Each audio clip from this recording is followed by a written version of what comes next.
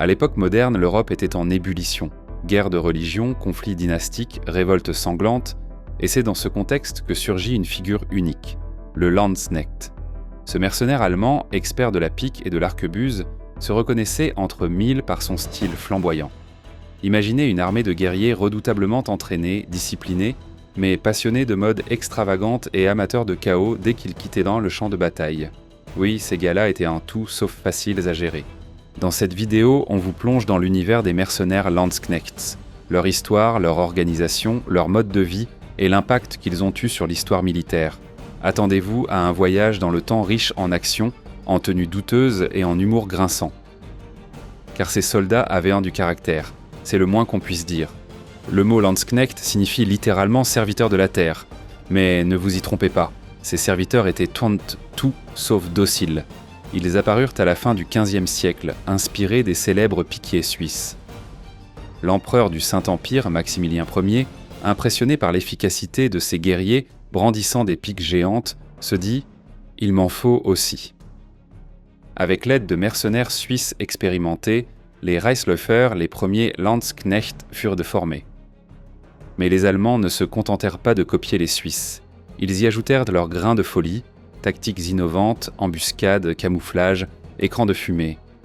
Ils étaient audacieux et surtout prêts à se battre pour celui qui payait le plus, y compris contre l'empereur lui-même. Imaginez la tête de Maximilien lorsqu'il s'en rendit compte.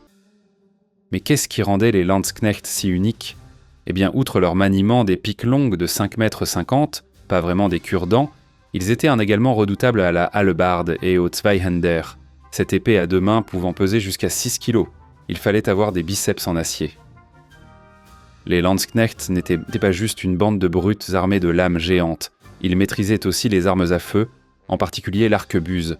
Et ce n'était pas tirer à l'aveugle et prier. Ils furent parmi les premiers à intégrer efficacement les armes à feu dans des unités d'infanterie, transformant à jamais les règles du combat en Europe. À la fin du XVe siècle, l'arquebuse était encore lente, imprécise et peu fiable. Mais les Landsknechts virent le potentiel de ces bâtons à feu pour malmener l'ennemi à distance. Ils combinèrent le feu des arquebusiers avec la couverture des piquiers, un duo imparable. Tandis que les piquiers formaient un mur de pointe, les arquebusiers arrosaient dans l'ennemi de plomb. Cette tactique était parfaite pour contrer la cavalerie lourde qui régnait alors sur les champs de bataille. Les piquiers immobilisaient les cavaliers pendant que les arquebusiers leur réservaient un traitement de choc. Ils utilisaient même des formations à deux rangs. Les premiers s'agenouillaient pour que les seconds tirent par-dessus. Et si l'ennemi approchait trop, aucun souci. Ils retournaient devant l'arquebuse et l'utilisaient comme massue. Polyvalent, non ? La clé du succès des Landsknechts, c'était leur souplesse. Ils s'adaptaient au terrain, à l'ennemi, à la situation. En terrain accidenté, ils se divisaient en petits groupes plus mobiles. Face à la cavalerie, ils formaient en des murs impénétrables de piques pendant que les arquebusiers et arbalétriers frappaient de loin. Et parlons maintenant d'un sujet sérieux, les vêtements. Ah, ces vêtements. Alors que la plupart des armées déportaient des uniformes sobres et pratiques, les Landsknechts défilaient en véritable carnaval ambulant. Manches bouffantes, tissus criards, couleurs à gogo. On aurait dit qu'ils sortaient d'un défilé de mode Renaissance, pas d'un champ de bataille. Mais d'où venait ce look ? En 1477, après une bataille sanglante, les survivants, leurs vêtements en lambeaux, commencèrent à les réparer avec des bouts de tissu pris sur les ennemis. Résultat ? Un style unique mêlant couleurs, textures et une bonne dose de provocation esthétique. Ils complétaient là leur tenue avec des chapeaux extravagants, des pantalons moulants et des bottes à bout carré surnommées museau de vache ou pattes d'ours. Et tenez-vous bien, ils organisaient même de véritables défilés de mode dans leur camp, avec jury et tout. Mais attention, ce n'était pas que des originaux. Les Landsknechts formaient une organisation militaire complexe, avec régiments, compagnies et hiérarchie bien définies. Le plus surprenant, ils élisaient eux-mêmes leurs officiers, de la démocratie dans l'armée au XVe siècle. Et oui, cette autonomie leur donnait un grand pouvoir de négociation. Ils exigèrent des soldes décentes, de bonnes conditions de vie et pouvaient même influencer les décisions tactiques. Gare à celui qui ne respectait pas les accords. Personne ne voulait voir débarquer une bande de piquiers en colère. Ces mercenaires allemands laissèrent leur empreinte dans presque toute l'Europe. Ils combattirent lors des guerres d'Italie, de la guerre des paysans allemands, du siège de Vienne et dans bien d'autres conflits. À Pavie, en 1525, ils jouèrent un rôle décisif dans la victoire de Charles Quint contre les Français. En 1529, ils défendirent Vienne contre les Ottomans. Mais ils ne gagnèrent pas toujours. En 1513, à la bataille de Novare, aux côtés des Français, ils furent battus par leurs rivaux suisses. De nombreux Landsknechts furent exécutés. Ils prirent à leur revanche plus tard à Marignan et à Bicocca. Peu importait le camp, du moment qu'il y avait de l'action et un sac bien rempli. Mais attention à ne pas les arnaquer. En 1527, après des mois sans solde, ils se révoltèrent et mirent Rome à sac. Ce fut un bain de sang, une catastrophe qui ternit leur réputation et prouva qu'ils ne plaisantaient pas avec l'argent. La vie d'un Landsknecht, c'était les montagnes russes, discipline militaire, combats sanglants, mais aussi beuverie, jeux d'argent et fréquentation féminine. Ils vivaient dans des camps avec leurs familles, formant une communauté itinérante. L'ambiance y était chaotique mais conviviale. Les tenancières de bordel se frottaient l'un contre les mains à l'approche de ces joyeux fêtards, toujours prêts à dépenser quelques pièces. Ce style de vie n'était pas facile à entretenir, et quand la solde tardait, le pillage servait souvent de revenu d'appoint ou de vengeance.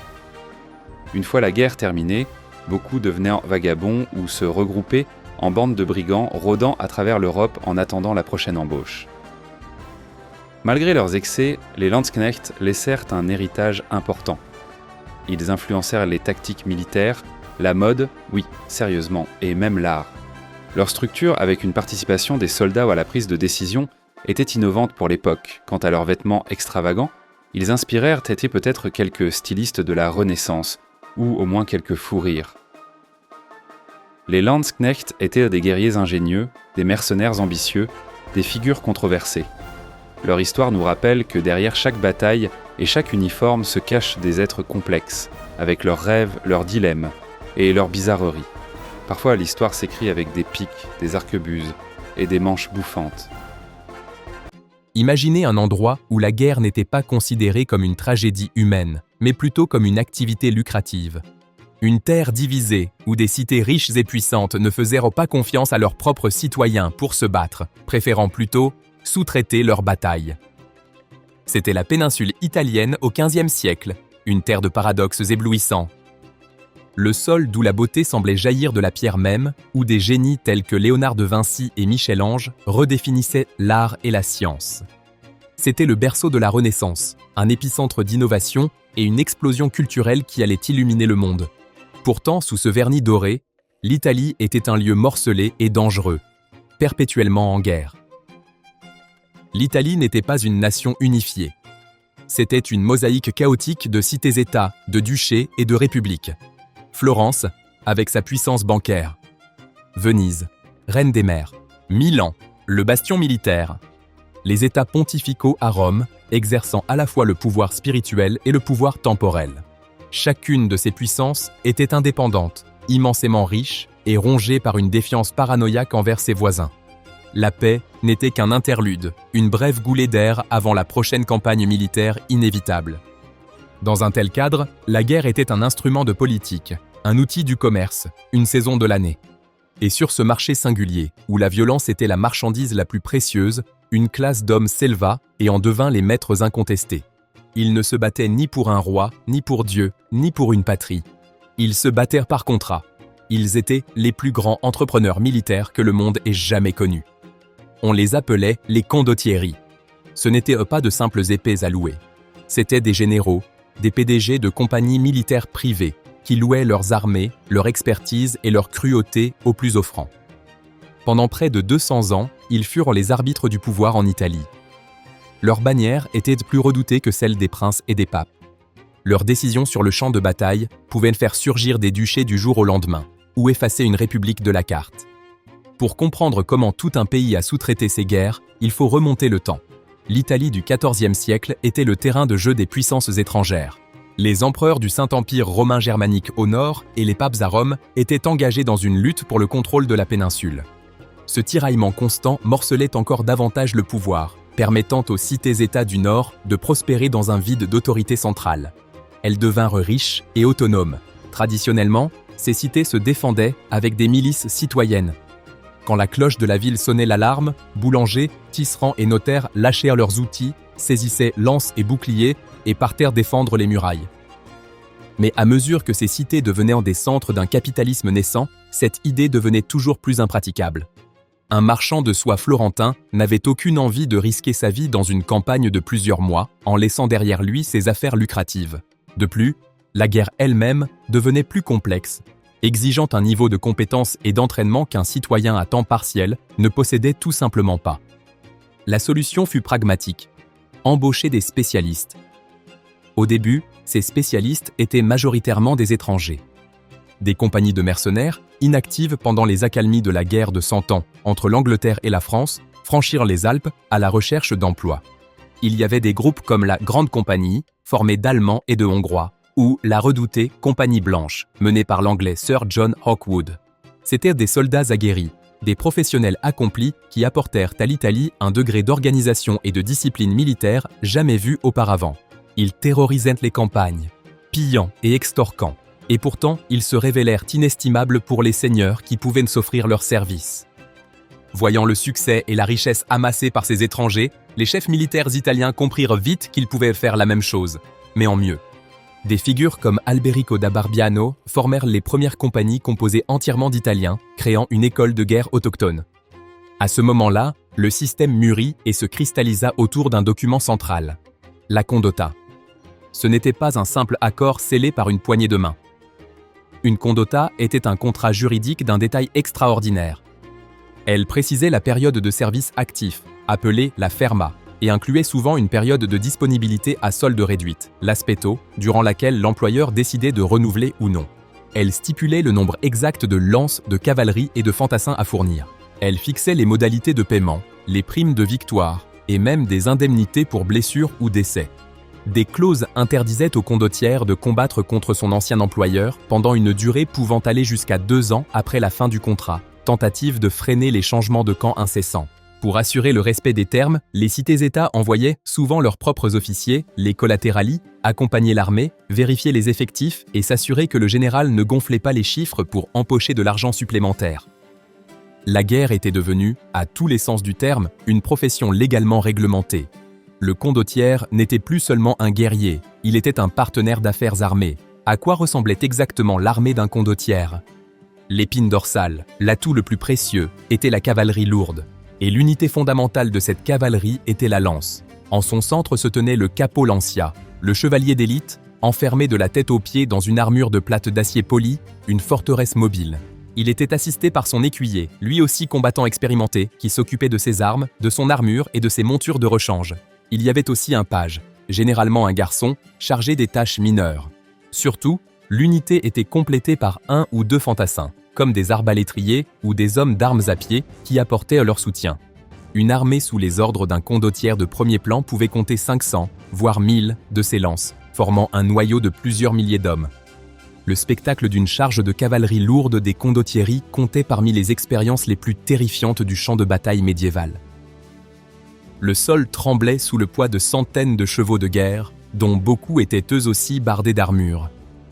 C'était l'équivalent, à la Renaissance, d'une division de chars. L'infanterie, quant à elle, était un élément vital. Les arbalétriers, surtout ceux de Gênes, étaient réputés pour leur précision meurtrière. Abrités derrière des hommes portant d'énormes boucliers de bois appelés pavois, ils pouvaient décocher des carreaux capables de percer la plupart des armures à distance. Au fil du temps, inspirés par les redoutables formations suisses, les condottieries commencèrent à ajouter de grands blocs de piquiers. Ces soldats, maniant des piques longues de 5 mètres, pouvaient dresser une forêt d'acier impénétrable, capable d'arrêter n'importe quelle charge de cavalerie. Il y avait aussi des hommes armés de hallebardes, une arme polyvalente capable de trancher, d'estoquer ou de happer un cavalier pour l'arracher de sa selle. Peu à peu, une addition nouvelle et effrayante apparut dans les rangs, l'arquebusier.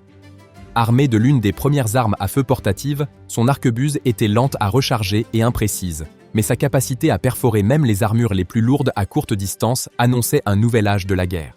Ce mélange de troupes permettait aux condottieries d'employer des tactiques interarmes avec une efficacité remarquable. Ils étaient maîtres de la science militaire, se plongeant dans des textes romains antiques d'auteurs tels que Végès pour apprendre la logistique, les formations et la stratégie. Ils voyaient la bataille non comme une occasion de gloire chevaleresque, mais comme un exercice de gestion du risque. Chaque soldat, surtout un chevalier d'élite et son cheval de guerre, représentait un capital considérable. Les perdre de manière imprudente était une mauvaise affaire, un fait qui conduisit à une approche que de nombreux contemporains, et surtout Nicolas Machiavel, critiquèrent sévèrement. Machiavel, dans Le Prince et l'art de la guerre, soutenait que les condottieri livrèrent des batailles tièdes et indécises. Il les accusait de prolonger les guerres pour continuer à toucher la solde, d'éviter le véritable combat pour préserver leurs armées et de conclure entre eux des accords secrets. Il y a du vrai là-dedans. Les batailles consistaient souvent en longues phases de manœuvre, chaque camp cherchant un avantage de position, coupant les lignes de ravitaillement de l'autre ou attirant l'ennemi à la faute. Une campagne victorieuse pouvait être remportée avec très peu d'effusion de sang. Pourtant, qualifier toutes leurs batailles de théâtrales est une simplification. Quand les circonstances l'exigeaient ou quand un contrat imposait un résultat décisif, les condottieri pouvaient être féroces et les affrontements extraordinairement sanglants.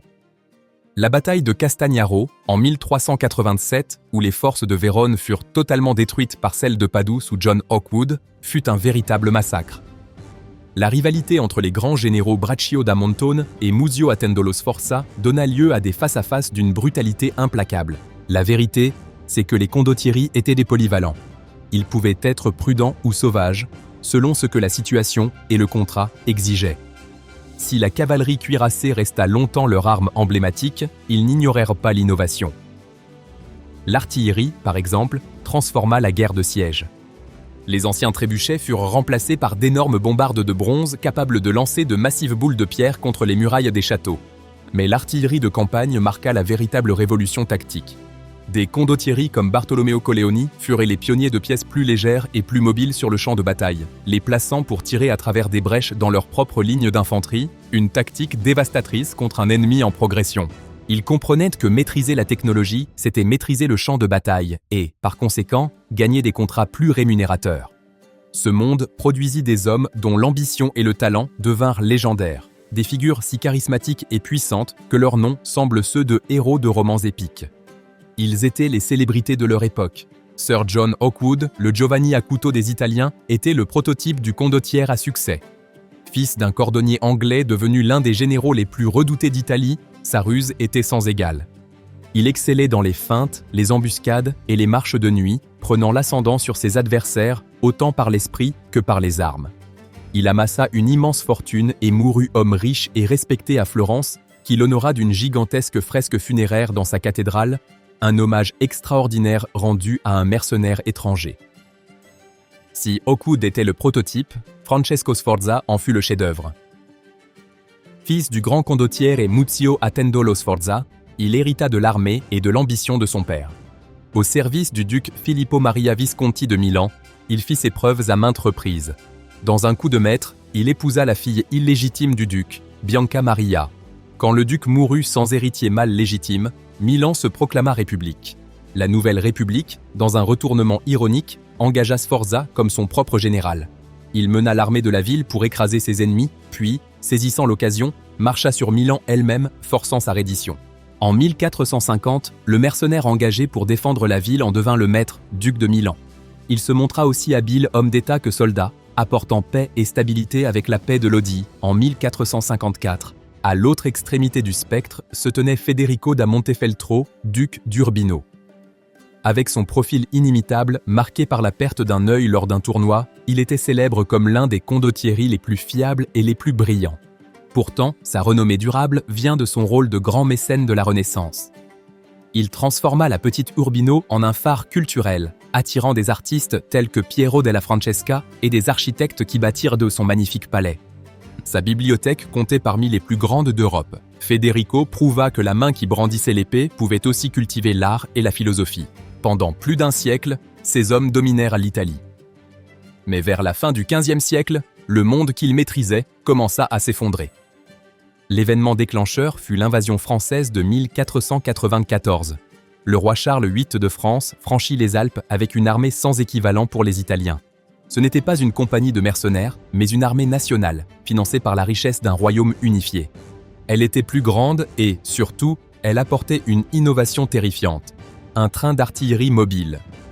Des canons de bronze plus légers, montés sur des affûts améliorés, pouvaient être mis en batterie et tirés rapidement.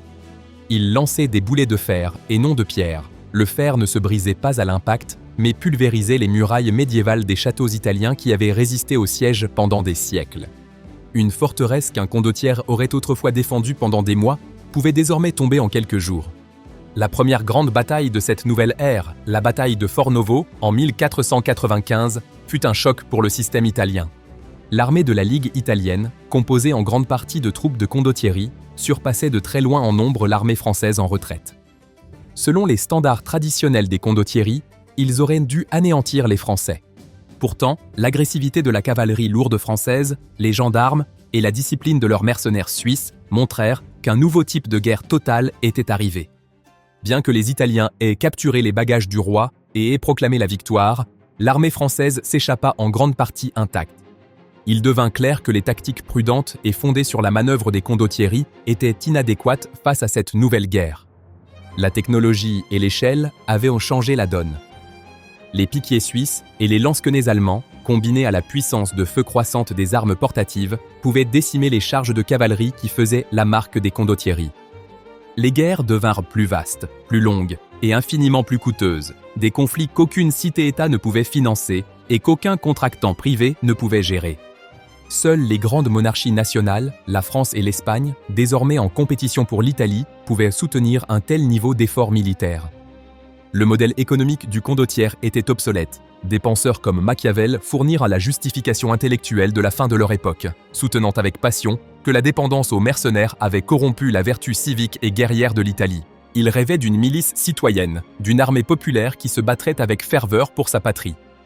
Même si son rêve ne se matérialisa pas exactement comme il l'avait imaginé, sa critique trouva un écho. L'avenir appartenait aux armées nationales permanentes. L'âge des seigneurs de guerre à gages était révolu. Les condottieri disparurent des champs de bataille d'Europe, et pourtant leur empreinte dans l'histoire est indélébile. Ils ne furent pas une simple note de bas de page, mais une force motrice dans le passage de l'Italie du monde médiéval au monde moderne. Militairement, ils affinèrent la guerre jusqu'à en faire une science de la tactique et de la logistique bien avant les armées nationales. Ils créèrent des structures de commandement, des systèmes de soldes et des contrats qui furent les précurseurs des forces professionnelles modernes. Des hommes comme Francesco Sforza prouvèrent que la prouesse militaire pouvait briser les barrières de la naissance et de la classe, permettant à un soldat de devenir souverain. Ils restent des figures complexes et contradictoires. Pour Machiavel, ils étaient un symptôme de maladie politique. Pour les citoyens qui subirent leur pillage, ils valaient à peine mieux que des bandits. Pourtant, pour les princes et les républiques qui les employaient, ils étaient un outil nécessaire et efficace. Dans le monde d'aujourd'hui, où des compagnies militaires privées opèrent de nouveau dans des zones de conflit à travers le globe, l'histoire des condottieri paraît d'une actualité frappante. Ils ne furent ni de simples héros, ni de simples méchants, mais le miroir de l'ambition, de l'ingéniosité et de la brutalité de leur époque. Ils furent les véritables seigneurs de guerre de la Renaissance, et leur écho résonne jusqu'à aujourd'hui. En plein cœur de la cité du Vatican, une petite troupe de soldats en uniformes éclatants et munis de hallebardes cérémonielles garde l'un des lieux les plus sacrés de la chrétienté. Il s'agit de la garde suisse pontificale, un corps militaire unique en son genre, au passé riche et fascinant remontant à plus de 500 ans. De leur modeste début en tant que mercenaires suisses jusqu'à leur rôle de gardiens dévoués du pape, les gardes suisses ont traversé les siècles, témoins d'événements historiques majeurs et capables de s'adapter aux défis du monde moderne. L'histoire de la garde suisse est indissociable de la tradition militaire suisse du Moyen-Âge. Blottie dans les Alpes, la Suisse fut un vivier de soldats aguerris, réputés pour leur férocité et leur discipline sur le champ de bataille. Leur habileté avec des armes comme la hallebarde et la lance fit d'eux une ressource précieuse pour les puissances européennes cherchant à renforcer leurs armées. La géographie de la Suisse médiévale joua un rôle essentiel dans la structuration des communautés locales. Enclavés entre montagnes et vallées, les cantons suisses développèrent une culture d'autosuffisance et de solidarité. Cette nécessité de survie collective mena à la création de milices locales, composées de paysans et d'artisans prêts à prendre les armes pour défendre leur territoire face aux invasions extérieures et régler les conflits internes. Chaque canton possédait ses propres règles militaires et traditions, mais tous avaient pour mission la protection de leur communauté. Ces milices hétérobolétaires étaient entraînées avec une discipline stricte et se spécialisaient dans l'usage d'armes comme la pique et la hallebarde, redoutables contre l'infanterie comme contre la cavalerie ennemie. L'expérience acquise à travers des affrontements locaux fréquents faisait déjà des soldats suisses des combattants d'élite, bien avant qu'ils ne deviennent des mercenaires professionnels. En 1291, la fondation de la Confédération suisse marqua un tournant décisif dans l'organisation militaire de la région. Cette alliance fut conçue pour faire face aux menaces extérieures, notamment les invasions du Saint-Empire romain germanique. Ce pacte de défense mutuelle posa les bases d'une coopération militaire plus large. Cette union joua un rôle déterminant dans la transformation des milices locales en armées plus organisées, capables de rivaliser à armes égales avec les puissances étrangères. L'excellence militaire suisse ne fut pas le fruit du hasard, mais le résultat de pratiques de combat rigoureuses et d'une discipline sans égale. L'entraînement militaire se faisait au sein des communautés, chaque citoyen étant chargé de défendre la collectivité. Dès leur jeunesse, les hommes apprenaient à manier la pique, la hallebarde ou la lance et à combattre en formation compacte, maximisant l'efficacité du groupe. L'une des contributions les plus remarquables des Suisses à l'art de la guerre fut sans doute l'introduction et le perfectionnement de la formation en phalange. Inspirée des modèles antiques, cette formation alignait des soldats en rang serré, armés de longues piques pouvant mesurer jusqu'à 6 mètres. Cette disposition tactique permettait de créer un mur de lance presque impénétrable, particulièrement efficace contre les chevaliers montés. De telles formations exigeaient non seulement un entraînement intensif, mais aussi une confiance mutuelle entre les combattants, car leur efficacité dépendait de la capacité de chacun à tenir sa position sous la pression. Cette stratégie fit des Suisses une force redoutée, capable de vaincre des armées plus nombreuses et mieux équipées. La phalange suisse devint pendant des siècles un symbole d'invincibilité, admiré et imité par de nombreuses nations. Leurs armes principales comprenaient donc de longues piques atteignant jusqu'à 6 mètres, permettant des attaques précises contre cavaliers et fantassins.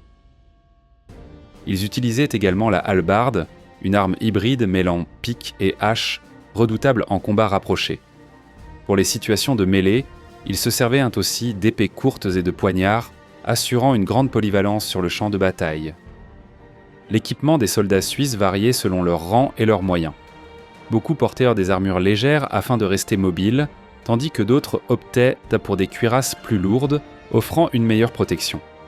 Des boucliers robustes complétaient de leur arsenal, assurant une défense efficace contre les projectiles et les assauts directs.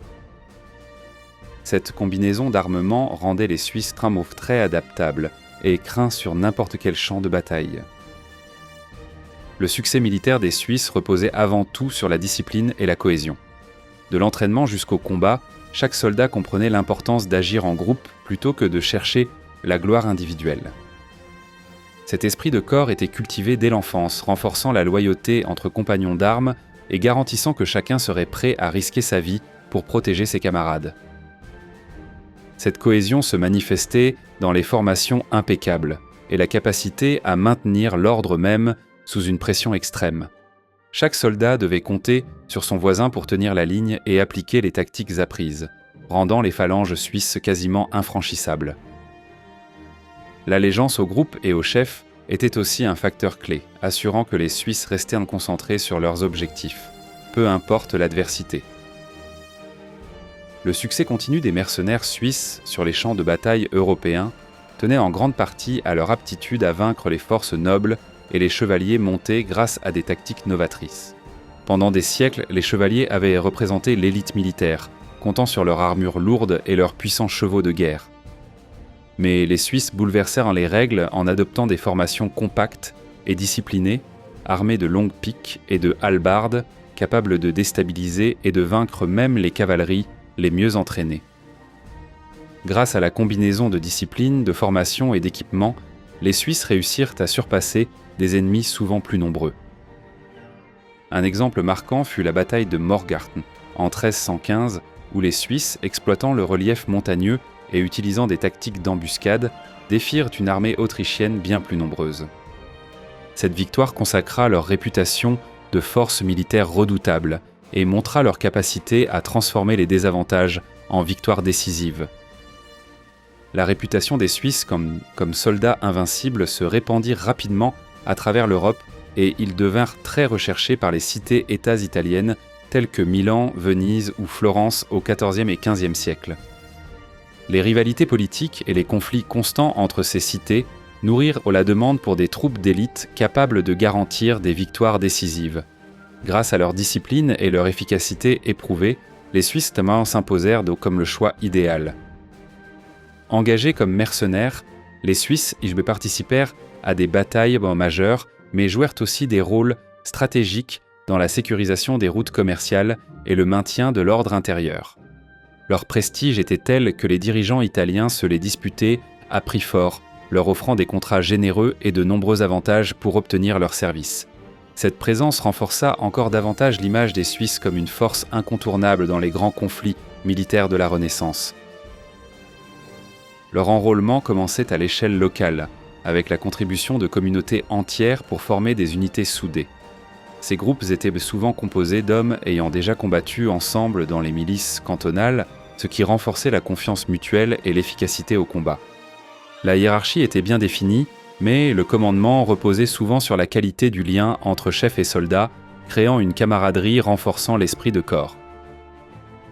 Chaque unité gérait son propre entraînement et l'entretien de son équipement, ce qui favorisait une remarquable autonomie. Cela permettait aussi aux Suisses de s'adapter rapidement aux conditions de combat et aux besoins spécifiques de leurs employeurs. Ce système décentralisé était l'un des piliers de leur réputation en tant que force fiable et hautement organisée. La popularité des mercenaires suisses était liée aux contraintes économiques de leur pays d'origine. Avec un territoire montagneux et des ressources agricoles limitées, la Suisse offrait peu de perspectives économiques à sa population croissante. Devenir mercenaire représentait une solution pragmatique pour les jeunes hommes, cherchant à subvenir aux besoins de leur famille tout en accumulant richesse et prestige. Les gouvernements étrangers étaient là prêts à payer généreusement pour leurs services, faisant du mercenariat une activité lucrative. De plus, les communautés locales soutenaient souvent ces engagements, car les gains des mercenaires étaient fréquemment réinvestis dans la région, stimulant l'économie locale. Le mercenariat n'était donc pas seulement une nécessité individuelle, mais une stratégie vitale pour la survie économique des communautés suisses. L'essor des mercenaires allemands Landsknechts à la fin du XVe siècle introduisit une nouvelle dynamique sur la scène militaire européenne. Organisés selon un modèle proche de celui des Suisses, ils étaient tout aussi disciplinés et utilisaient des tactiques d'infanterie similaires avec des formations compactes et des piques. La rivalité entre Suisses et Landsknechts s'intensifia, les deux groupes se disputant les meilleurs contrats offerts par les princes européens. Cette concurrence mena souvent à des affrontements directs sur les champs de bataille. Les Landsknechts voulaient les prouver qu'ils valaient autant, voire plus, que les Suisses en matière de discipline et de compétences. Si les Suisses conservèrent un net avantage à bien des égards, les Landsknechts parvinrent à se faire une place, rivalisant bientôt avec eux en réputation et en demande. L'un des traits les plus marquants des mercenaires suisses était leur loyauté absolue envers le contrat conclu avec leur employeur. Quelle que soit la conjoncture politique ou les alliances nationales, les Suisses considéraient le respect du contrat comme une question d'honneur. Cette éthique professionnelle les distinguait des autres corps de mercenaires dont beaucoup changeaient facilement de camp pour un meilleur salaire. Rompre un contrat était perçu par les Suisses comme une flétrissure sur leur réputation collective, à éviter à tout prix. Cette loyauté permit aux Suisses de gagner la confiance des souverains européens qui savaient pouvoir compter sur leur dévouement jusqu'à l'accomplissement total de leurs obligations. Cette rigueur morale contribua à asseoir leur réputation de mercenaires les plus fiables de leur époque, augmentant leur valeur dans toutes sortes de conflits. La bataille de Marignan marqua un tournant dans l'histoire des mercenaires suisses. Opposés à l'armée française dirigée par François Ier, les Suisses firent une nouvelle démonstration de bravoure et de compétence. Mais cette fois, ils rencontrèrent un adversaire capable d'exploiter leurs faiblesses. L'usage de l'artillerie française, combiné à une stratégie coordonnée de cavalerie et d'infanterie, fut décisif dans leur défaite. La défaite de Marignan symbolisa le déclin de la suprématie militaire suisse et l'émergence d'une nouvelle ère en Europe, où la technologie et la coordination stratégique joueraient un rôle de plus en plus central. Malgré la défaite, les Suisses conservèrent leur réputation de soldats d'élite, mais leur hégémonie ne fut plus incontestée. Marignan marqua la fin d'une époque et le début de nouveaux défis pour les mercenaires helvétiques. L'un des traits les plus distinctifs des mercenaires suisses était leur loyauté absolue envers le contrat signé avec leurs employeurs. Indépendamment des circonstances politiques ou des alliances nationales, les Suisses considéraient l'exécution d'un contrat comme une question d'honneur. Malgré leur succès et leur réputation, le domaine des mercenaires suisses commença à décliner au cours du XVIe siècle. L'un des principaux facteurs de ce changement fut la professionnalisation des armées européennes. À mesure que les États centralisés devenaient plus puissants et mieux organisés, ils commencèrent à investir dans la formation d'armées permanentes, réduisant ainsi leur dépendance vis-à-vis des forces mercenaires. Cette évolution affaiblit la demande de troupes suisses, qui avait auparavant été indispensable. Par ailleurs, les avancées de la technologie militaire, comme l'utilisation croissante des armes à feu et de l'artillerie, commencèrent à surpasser les tactiques traditionnelles employées par les Suisses. En Suisse même, le pays commença à décourager l'envoi de ses citoyens comme mercenaires, craignant les impacts sociaux et politiques de cette pratique. Avec moins de recrues disponibles et une demande en baisse, les mercenaires suisses perdirent progressivement leur position dominante sur les champs de bataille européens. Parmi les multiples rôles joués par les mercenaires suisses, l'un des plus emblématiques fut leur recrutement par les papes comme garde personnelle. En 1506, sous le pontificat de Jules II, fut fondée la garde suisse pontificale, unité chargée de protéger le Vatican et le souverain pontife. La décision de faire appel aux Suisses s'appuyait sur leur réputation de loyauté, de discipline et de courage sur le champ de bataille. L'arrivée du premier contingent suisse au Vatican inaugura une relation durable entre soldats helvétiques et Église catholique. Vêtus d'uniformes colorés devenus emblématiques, les gardes suisses assumèrent la responsabilité de protéger le pape, les cardinaux et les biens de l'Église.